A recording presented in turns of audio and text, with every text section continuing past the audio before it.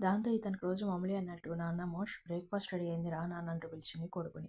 ఏంటి తినేదిచ్చా అంటూ తల్లిని విసుక్కుంటూ ఆఫీస్కి వెళ్ళాడు మోష్. ఈ మీటింగ్ ఛాంబర్లో బోర్డు మీటింగ్ డైరెక్టర్స్ అందరూ ఇంకా కొంతమంది మోక్షప్రద్ కోసం వెయిట్ చేస్తూ, పెద్ద ఆయన గారికి టైం సెన్స్ ఉంది అది ఇది అన్నారు. ఏడయ్యా మీ బాసు అడిగారు మోష్ పర్సనల్ సెక్రటరీ విక్రమ్ని. వచ్చేస్తున్నారు సార్. ఛాంబర్లోకి ఎంటర్ అయిన బాస్ని చూసి అదిగో వచ్చేసారని చెప్పాడు వినయంగా.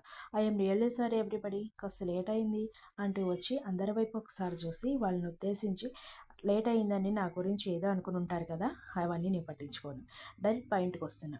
ఈ మీటింగ్ పెట్టిన రీజన్ ఏంటి అంటే, గత 5 ఏళ్లుగా ఇక్కడే ఉన్నటువంటి కొన్ని దేశాల్లో కూడా మన ఏఎల్ఎల్ కంపెనీస్ ఎంతో అభివృద్ధి చెంది నెంబర్ 1 స్థానంలో ఉన్నాయి. సో ఇండియాలో కూడా బ్రాంచెస్ ఓపెన్ చేద్దామని అనుకుంటున్నాను చెప్పి ఆగాడు మోక్ష్.